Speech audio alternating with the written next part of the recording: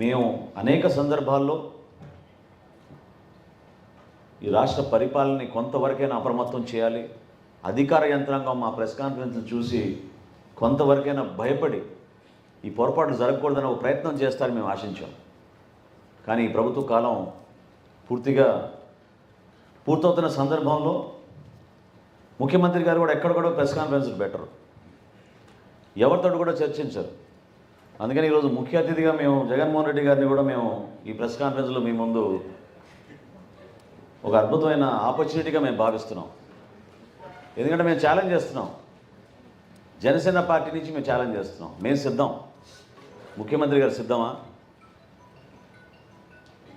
ఈ లెక్కలపైన చర్చించడానికి విజయవాడ నగరంలోనే తుమ్మలపల్లి కళాక్షేత్రంలో మనం జర్నలిస్టుల ముందు మనం కూర్చుందాం. ఈ రాష్ట్ర ప్రభుత్వం చేసిన అవకతవకలు, అవినీతి కార్యక్రమాలు, ఈ 5 సంవత్సరాల్లో వాళ్ళు ఏ విధంగా ప్రజల్ని మోసం చేసి, లెక్కలు తారుమారు చేసి ఈ రోజున అభాసపాలు అవుతున్నామో మీరందరూ కూడా గమనించాలి.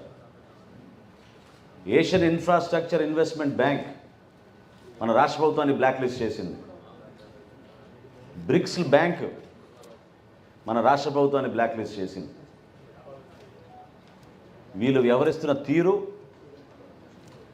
వీళ్ళు ముఖ్యమంత్రి గారి ఆధ్వర్యంలో జరుగుతున్న ఈ పరిపాలన రాష్ట్ర ప్రజలకి సమాధానం చెప్పాలి, ఒక చర్చకు రావాలి. మేము ఆహ్వానిస్తున్నాం. సంస్కారంతో, మర్యాదతోటి జగన్మోహన్ రెడ్డి గారిని మేము ఆహ్వానిస్తున్నాం. ఒక చక్కటి వేదిక ఏర్పాటు చేసుకుందాం, రండి మాట్లాడదాం. ఇది రాష్ట్ర భవిష్యత్తు గురించి మేము మాట్లాడుతున్నాం. రాష్ట్ర ప్రయోజనాల కోసం, రాష్ట్ర ప్రజల కోసం మనం చర్చించుకుందాం.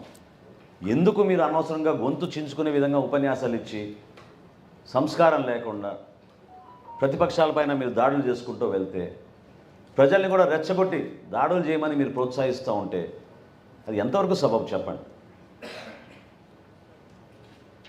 నా రాజకీయ ప్రస్థానంలో నేను ఎప్పుడు చూడలేదు ఇటువంటి సభలు. నాకు చాలా ఆశ్చర్యం కలిగించి, ఆవేదనతోటి ఈ రోజున ఇటువంటి సభ ఏర్పాటు చేసి రాష్ట్ర ప్రజలకు తెలియాలన్న ఒక ప్రయత్నం ద్వారా జనసేన పార్టీ నుంచి మేము చేస్తున్నాం.